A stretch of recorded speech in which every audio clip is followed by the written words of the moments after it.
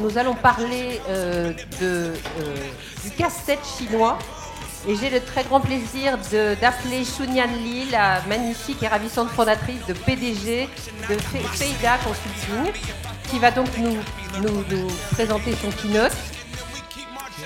Donc Feida Consulting, la description Google, c'est la plus simple qu'on ait trouvée. Joli exercice. A bridge between China and Europe. Full stop. Merci beaucoup Sophie pour la présentation. Bonjour à tous, je suis ravie de vous retrouver tous ici. Donc aujourd'hui, est-ce qu'on pourrait passer à la slide suivante? Merci. Alors, la Chine... Ouais. Merci. Guillaume, la slide suivante, s'il te plaît. Bon. Merci. Donc la Chine... un sujet incontournable de nos jours reste pourtant lointaine, mystérieuse et difficile à comprendre pour les Occidentaux. En France, face à une situation compliquée, voire inextricable, ne dit-on pas c'est du chinois ou le casse-tête chinois? Est-il donc possible de décoder le casse-tête chinois? La réponse est oui. Il suffit de saisir quelques points clés. Tout d'abord, je voudrais souligner que nous partageons beaucoup de points communs entre les Français et les Chinois. Par exemple, une longue histoire, l'amour de la gastronomie, l'importance des relations sociales, etc. Les différences ne représentent ni des... en même temps, il y a des différences notables qui existent. En revanche, les différences ne représentent ni des supériorités, ni des infériorités, mais la manière de les traiter reste primordiale. J'en ai sélectionné les deux plus grandes différences à mes yeux, que je présente ici de manière générale et un peu caricaturale. Tout d'abord, la première différence, j'appelle l'harmonie en Chine par opposition à la confrontation en France.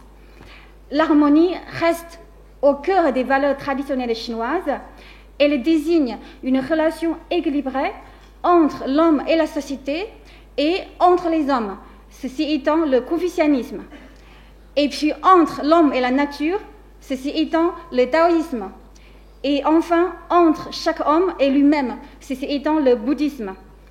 Donc cette recherche permanente de l'harmonie, même parfois d'une simple apparence d'harmonie, peut se trouver dans la peinture traditionnelle chinoise, qui représente souvent de grandes montagnes au pied desquelles coulent fleuves et rivières, souvent avec un homme tout petit, parfois minuscule, mais qui s'intègre parfaitement dans son environnement.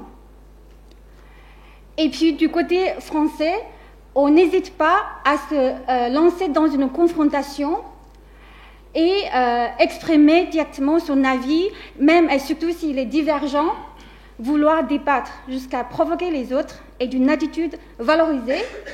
À l'école, on apprend aussi que s'il y a un argument, il en faut un contre-argument pour le contrebalancer.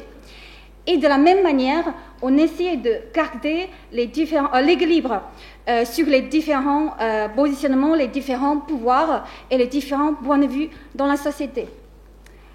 Cette différence se reflète sur plusieurs aspects. Tout d'abord, dans la façon d'exprimer sa vraie pensée. Un Chinois préfère dire « je ne suis pas sûr » ou « je vais y réfléchir » plutôt que simplement « non ». Et le mot « oui » revêt en fait un sens différent dans une conversation pour nous Chinois. Il veut simplement dire « je suis là et je t'écoute » plutôt que « j'ai tout compris » ou « je suis d'accord avec toi ». Et parfois, il peut même signifier je n'ai pas tout compris, je ne partage pas ton avis, mais je continue à t'écouter par politesse. Voilà. Et un Chinois, généralement, évite aussi de critiquer les autres directement et en face. Et quand il est content, il sourit. Et quand il est mécontent, il essaie toujours de garder son sourire.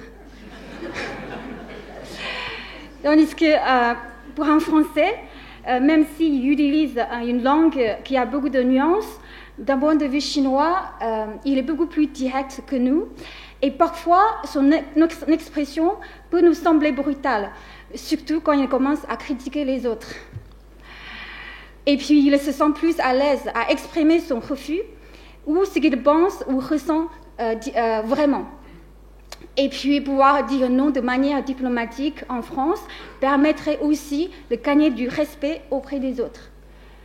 La deuxième différence, le deuxième exemple, se reflète dans la manière de résoudre des problèmes ou des conflits. Un conflit ou un problème est perçu comme une nuisance à l'harmonie pour les Chinois. Donc, généralement, ils évitent d'entrer en conflit direct avec les autres. Il essaie de contourner des problèmes ou conflits, et puis il essayera de réduire les grands problèmes aux petits problèmes et réduire les petits problèmes à zéro, comme le conseille un proverbe chinois. Et puis du côté français, on se lance sans hésitation dans une confrontation et on n'est plus habitué à avoir des avis différents, voire opposés. Et puis, il y a un autre exemple, c'est dans la manière de se jauger en cas de problème.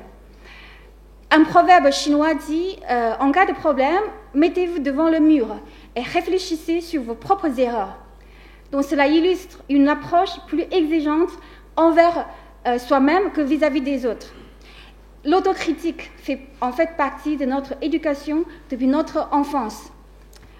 Et aussi, c'est considéré comme un moyen de continuer à s'améliorer et d'entretenir des relations harmonieuses avec son entourage. En revanche, en France, on a aussi un très fort esprit de remise en cause, mais c'est souvent pour remettre les autres en cause. Que ce soit le gouvernement, l'entreprise, son voisin, etc.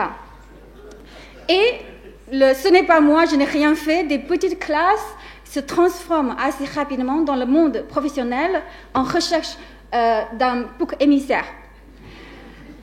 Voilà, donc juste deux anecdotes pour illustrer cette différence. Donc, chez Huawei France, un collaborateur français a fait un test en essayant de faire dire non à son chef chinois.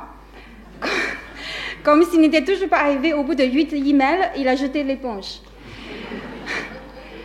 Et dans une joint venture basée à Sichuan, un manager français a été surpris à son arrivée parce qu'un collaborateur chinois a reçu une lettre d'investissement. Donc lui, il a remercié l'expéditeur en disant « Merci, ainsi je vais pouvoir me remettre en cause et m'améliorer la fois prochaine ». La deuxième grande différence, l'intuition et l'action en Chine par opposition à la réflexion et la discussion en France.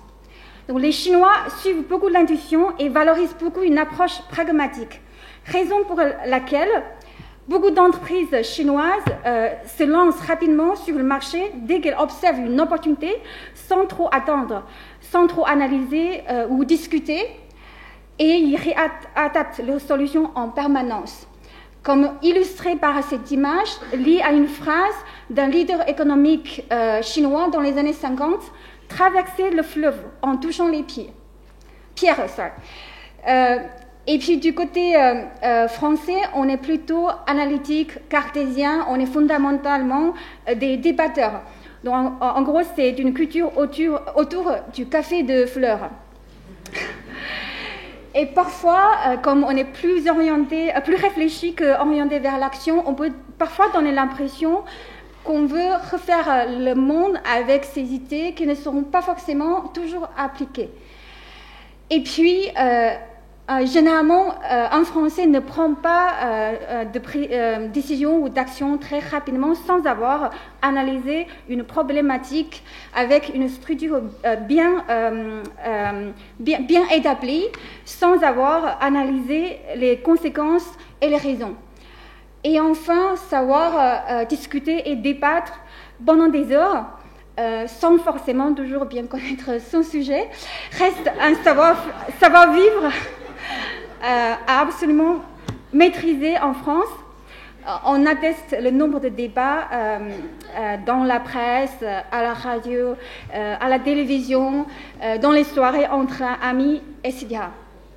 Donc pourquoi cette différence? Tout d'abord, les Chinois sont très influencés par les caractères chinois qui ont été créés à partir des images concrètes et associées au sens. Et c'est pour cela on reste beaucoup dans le concret. Et deuxièmement, on valorise beaucoup plus les actions que les paroles en Chine. Un proverbe chinois dit « Un homme de bien est rapide en action et fait attention à ce qu'il dit. » Ou bien « Celui qui parle trop dit forcément des bêtises. » Du côté français ou occidental, le système des lettres alphabétiques reste plutôt abstrait et conceptuel et favorise beaucoup le développement des théories ou des philosophies. Et en même temps, les Français sont très influencés par Descartes qui dit « Je pense, donc je suis ». Ça veut dire, pour toute chose qui n'est pas analysée attentivement, on ne peut pas y croire facilement. Et pour terminer, les différences culturelles peuvent être une source de conflit ou une source d'inspiration. Et la manière de les traiter reste les plus importants. Et nous avons un proverbe chinois qui résume parfaitement la clé pour décoder le casse-tête chinois. « Qiu tong cun yi », c'est-à-dire chercher le terrain commun tout en gardant les différences. Et si vous êtes intéressé par ce sujet, je vous invite à lire davantage mon livre « Réussir sur le marché chinois » ou à me contacter